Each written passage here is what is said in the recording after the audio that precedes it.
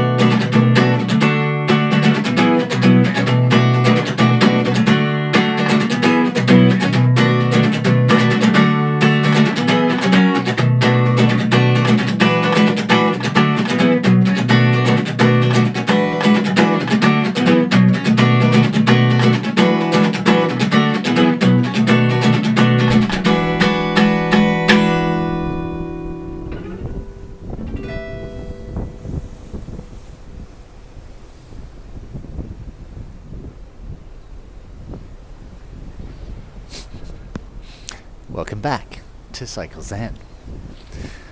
Where are we? We're in the North Sea. That's Holland. England is far, far away. It's always nice to say that. I thought I'd just give you a little update on how our first day on the cycle tour is going. So we woke up about 5 a.m. this morning and drove down to Harwich, jumped on the ferry, and we've been on here for the last 6 hours. I haven't been going crazy on the ferry at all. But as you can see, we're not far from land again. Yeah. And you know what land means? Cycling. Because we haven't really done any cycling yet. We've done about 900 meters this morning from the car park to the ferry terminal, which was really exciting, and then it just kind of stopped really short. And now we've been on the ferry.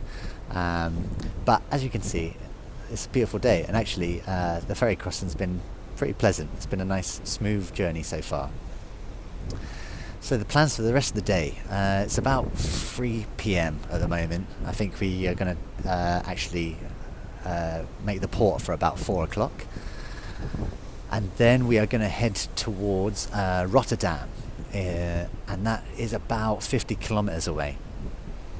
There's a campsite there we've had a little look at, and it closes at 6 p.m. so we've got about 2 hours to do 50 kilometers in, which should be absolutely fine given the fact that Holland has the smoothest, greatest cycle paths probably in the world. So yeah, we're excited. We're looking forward to getting back on the bikes, and I thought I'd just mention as well kind of how we plan our cycle tours. And that is actually, we don't really plan them at all. We've picked a destination, Cologne.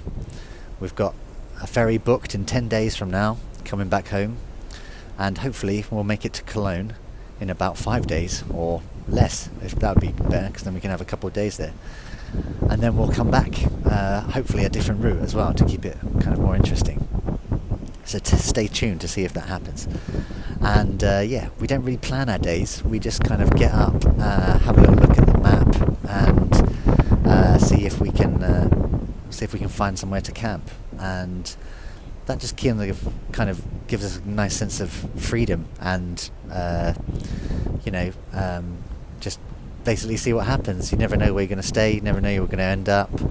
And sometimes if you book places or give yourself strict kind of times to be in certain places, then you kind of feel too much pressure, so you never know what's going to happen on the road, if it's going to take longer than you think or whatever. So yeah, we're just going to hit the road and go. So today though, we do have a little bit of pressure in getting there in 2 hours, so let's see if we make it.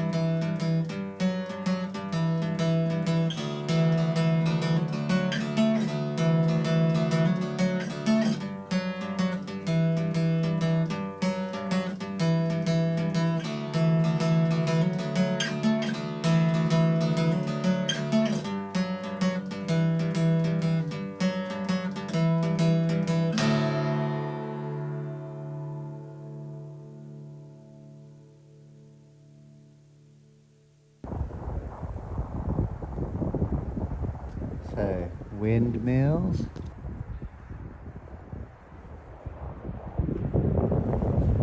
Windmills. Cows. Massive greenhouses. And exceptionally well signposted cycle paths. I think we might be in Holland. We are.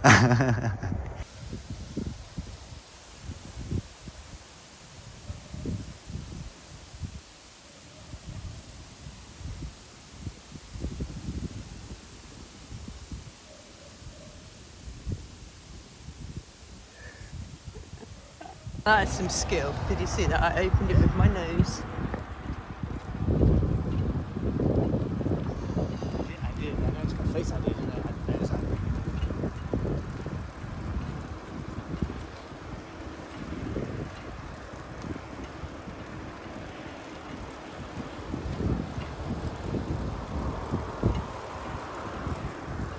Yeah, baby.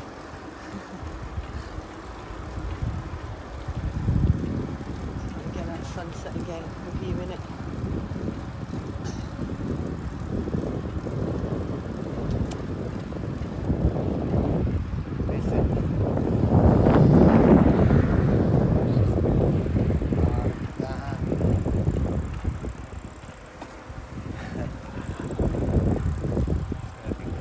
Yeah.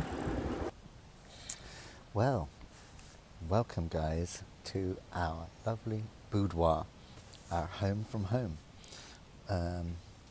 It's the end of day one, and it's been the perfect first day. So we got to Harwich, and we set off in the general direction of Rotterdam. We soon realised, actually, before we even set off from the ferry, that the campsite that we were aiming to was probably going to be quite difficult to get to in time. And also, excuse me,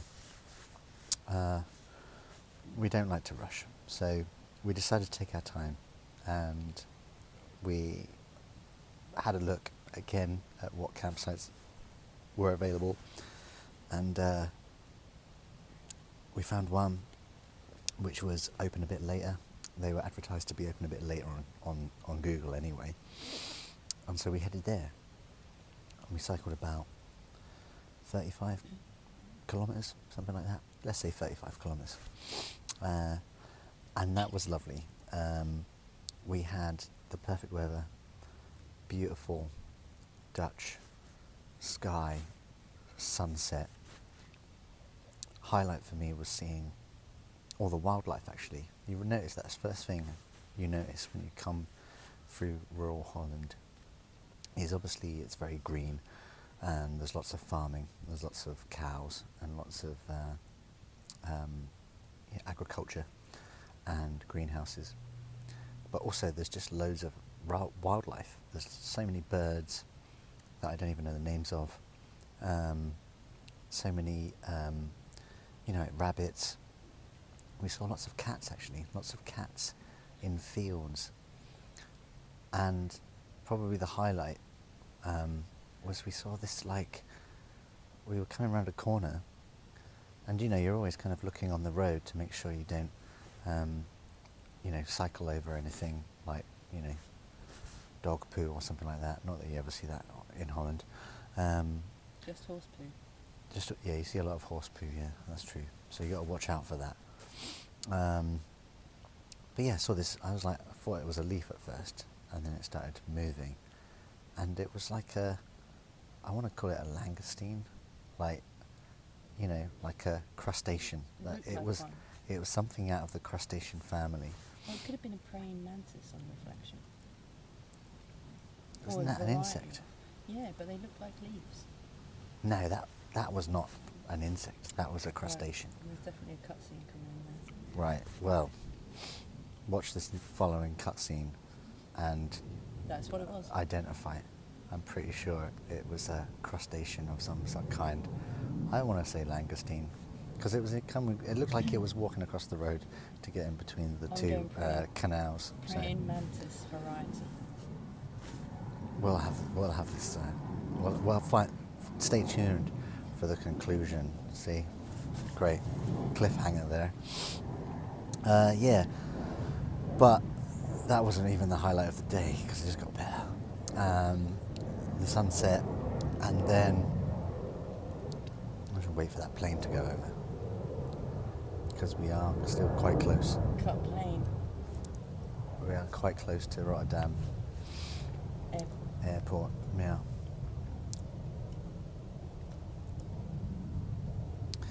Well, the langoustine / praying mantis wasn't even the highlight of my day.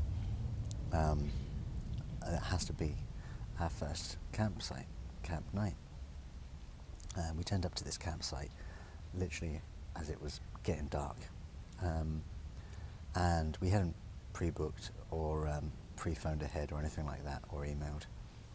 Again, that's the great thing about being a cycle tourist is, you don't really like, people just don't seem to really mind you turning up. You're not turning up in a car, you're not turning up with a caravan or a big motorhome or camper van, something that needs to be hooked up and has to have a specific parking thing. You just turn up on bicycles. So generally, in our touring experiences, people are really chilled with you just turning up whenever, and that's great. So that's why we don't really plan stuff. And I think I mentioned before on the ferry, like sometimes the places you find when you don't plan and you just stumble across end up being the most beautiful and the most welcoming. And we turned up and there were some people outside this little hut with a big fire and some kids there. And I went up into the hut, and it basically looked like there was a family having dinner around this massive long table. There was about 15 people in there, big fire going, and I kind of stick my head, my head must have appeared in the window, and they kind of beckoned me in, and then the guy kind of came out, and I said, "Oh, do you mind if we camp just for one night?" And he was like, he was like, "Yeah, sure. Actually, we're not actually open, we are closed, but for you," he saw the bikes, he was like, "For you, that's fine." So we were like, awesome.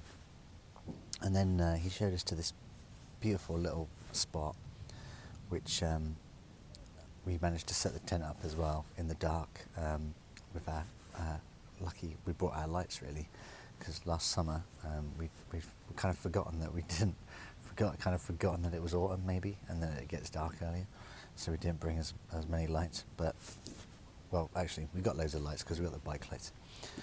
So yeah, we set up the tent, and then I haven't properly seen the campsite, so I'm really looking forward to the morning to have a little look around and see it. But instantly the first thing we saw as well is we saw about a 15-week-old kitten as well that was basically trying to get in our tent, and then when we approached it, it just like sprang up into the air like it was on springs. And we're big cat fans, so that's always a good sign for us when you see cats at a campsite. It's like some kind of sign from the cat gods that we know we're going to be welcomed. And then we'd finished setting up our tent, and the guy came over to us who'd welcomed us in, and he was like, "Oh, we've got some pasta and sauce left over." Not croissants and sauce. For some reason, Lizzie thought he said croissants and sauce. Like, I don't know, do you know what I mean? I don't know. I heard him properly say pasta and sauce, so I think Lizzie may have been a bit disappointed, actually. And he was like, "Yeah, just like come over to the house thing and come and have our leftover dinner, And I was like, awesome, because I love pasta, and also, it's been quite a long day, and cooking at the end of the day is always kind of a bit of a chore. So we went over there, and there was these lovely Dutch people there, and they gave us this big pot of pasta and sauce, exactly the kind of like meal we would make ourselves, like olives and courgettes and vegetables, and it was beautiful, kind of a typical kind of Dutch farmhouse building, and they even offered us a beer as well. And you know, this is all just for free. Like no one, you know, like just basically, we have been to Holland a few times, and we have stayed here, and we have volunteered here in farms and stuff like that. And one thing we always talk about is the Dutch hospitality and how great it is and how welcoming and kind and warm they are as a people. So thank you, Dutch guys. We love you. And yeah, I've got a full belly of pasta. Just gonna finish eating some chocolate rice cakes, and then yeah, we got our first night in a tent, and it's nice temperature. I think we're gonna have a good night's sleep, and so in the morning I'll give you a little look around this campsite, which we're kind of interested to see what it looks like ourselves, so I'm sure it will be beautiful. So night night.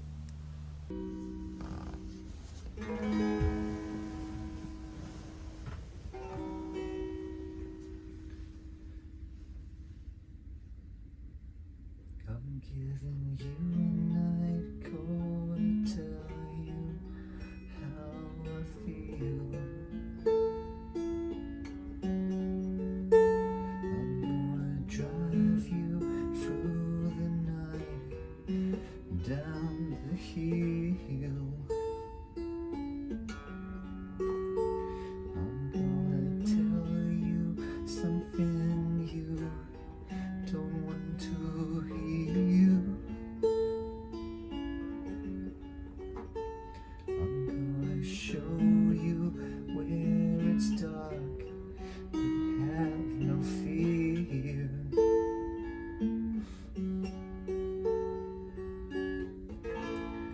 There's something inside you, it's hard to explain. They're talking about you, boy, but you're still the same.